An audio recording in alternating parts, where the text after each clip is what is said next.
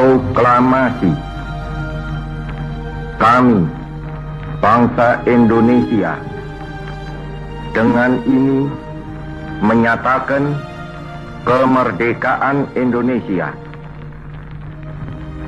Hal-hal yang mengenai pemindahan kekuasaan dan lain-lain diselenggarakan dengan cara saksama dan dalam tempo yang sesingkat-singkatnya.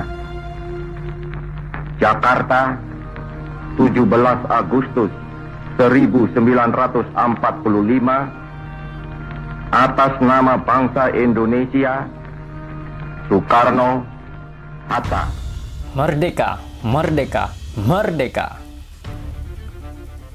Ini adalah seruan yang dikumandangkan pertama kali oleh Presiden Indonesia pertama setelah membacakan teks proklamasi kemerdekaan Indonesia dan disambut oleh seluruh rakyat Indonesia dengan gegap gempita dan dengan sukacita yang besar sebagai sebuah sejarah bangsa Indonesia yang tidak lagi dibelenggu oleh penjajahan. Kemerdekaan dapat diartikan sebagai keadaan terbebas dari berbagai penjajahan dan perbudakan. Dengan adanya proklamasi kemerdekaan, maka bangsa Indonesia pun dapat mengatur negaranya sendiri tanpa campur tangan negara lain. Setiap tahun pada tanggal 17 Agustus, rakyat Indonesia merayakan dan mensyukuri peringatan kemerdekaan bangsa Indonesia setelah lepas dari penjajahan. Negara Indonesia merdeka sejak 17 Agustus 1945. Tahun ini, Indonesia memperingati hari ulang tahun Republik Indonesia ke-77. Perjalanan untuk sampai pada titik ini tentunya tidak mudah. Telah dilakukan banyak usaha hingga pertumpahan darah untuk bisa seperti sekarang ini. Maka dari itu, sebagai bangsa Indonesia, kita patut untuk selalu memperingati hari bersejarah tersebut sebagai bentuk penghargaan kepada pahlawan di masa lalu yang telah berjuang untuk kemerdekaan Indonesia. Kemerdekaan merupakan keadaan suatu bangsa atau negara yang pemerintahannya diatur oleh bangsanya sendiri tanpa intervensi pihak asing. Kemerdekaan suatu negara erat kaitannya dengan kedaulatan terhadap wilayah teritorial negara.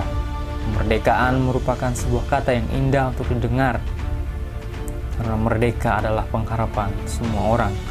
Tidak satu orang pun yang rela diperbudak orang lain dan semua orang ingin menikmati kemerdekaan. Namun sayangnya banyak orang secara pribadi dan rohani belum mengalami kemerdekaan yang sesungguhnya. Mengapa demikian?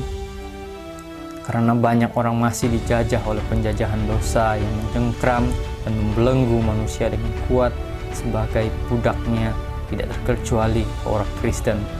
Pengorbanan dan penebusan Kristus melalui kematiannya di kayu salib kurang dimaknai secara mendalam oleh orang percaya, sehingga kehidupan orang percaya seringkali tidak bergerak maju dan merdeka oleh karena belenggu-belenggu masa lalu.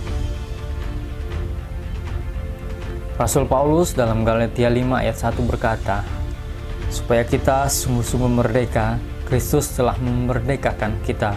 Karena itu, berdirilah teguh dan jangan mau dikenakan kuk perhambaan. Bagian ini menasihati dan mengingatkan jemaat Galatia untuk tidak hidup dengan pola pikir bahwa seorang bisa diselamatkan karena melakukan sesuatu. Dalam kunjungan itulah Paulus memberitakan Injil dan menceritakan tentang kebebasan di dalam Kristus dan apa yang telah Kristus lakukan untuk orang percaya. Kalimat supaya kita sungguh-sungguh merdeka, Kristus telah memerdekakan kita merupakan sebuah hubungan antara fakta dan tindakan nyata untuk meresponi fakta tersebut. Kristus sang pembebas merupakan sebuah fakta untuk kemerdekaan orang percaya. Berdiri teguh adalah istilah yang dipakai dalam konteks perang dalam 1 Korintus 16 ayat 13. Tersirat dalam peringatan dan perintah ini sebuah fakta bahwa kebebasan kita di dalam Kristus terus-menerus diserang. Kebebasan selalu memiliki musuh yang harus diwaspadai. Siapa musuh dari kebebasan sejati? Namanya legalisme. Dia tidak menyukai apapun selain sesuatu yang membuat Anda terbeban dengan kuknya. Legalisme memperlakukan apa yang baik seolah-olah sangat penting. Setiap kali orang Kristen mengubah sesuatu yang baik menjadi sesuatu yang utama, maka legalisme sedang bekerja dan kebebasan hilang. Perintah untuk berdiri teguh berarti bahwa orang percaya perlu selalu sadar bahwa ada bahaya yang selalu menyerang imannya di dalam Kristus. Oleh sebab itu, jangan terlena dengan kebebasan yang ada. Kehidupan kekristenan bukanlah sebuah pesta pora. Walau memang apa yang Kristus lakukan perlu dirayakan terus-menerus, kehidupan kekristenan adalah sebuah peperangan yang mengharuskan orang percaya selalu siaga dalam mendeteksi musuh dan tidak membiarkannya menguasai kita. Dengan cara yang sama, Kristus ingin orang percaya harus berdiri teguh dalam menghidupi kemerdekaan negara kesatuan Republik Indonesia. Sebagai orang percaya yang juga menjadi bagian dari negara kesatuan Republik Indonesia, kita patut bersukacita dan bersyukur kepada Tuhan Yesus karena saat ini bisa menikmati kemerdekaan yang Tuhan anugerahkan bagi bangsa Indonesia. Namun, kehidupan orang percaya yang sudah dimerdekakan oleh Kristus tidak berhenti hanya sampai pada bersukacita dan bersyukur saja, tetapi perlu ada tindakan nyata untuk menghidupi kemerdekaan yang Tuhan berikan melalui ketaatan menjalankan peraturan dan kewajiban sebagai orang percaya dan sebagai warga negara, teladanan hidup yang menjadi berkat di negara kesatuan Republik Indonesia, berpikiran maju, produktif, melakukan hal-hal yang positif, membangun generasi muda yang penuh harapan, dan menjadi berkat bagi bangsa dan negara.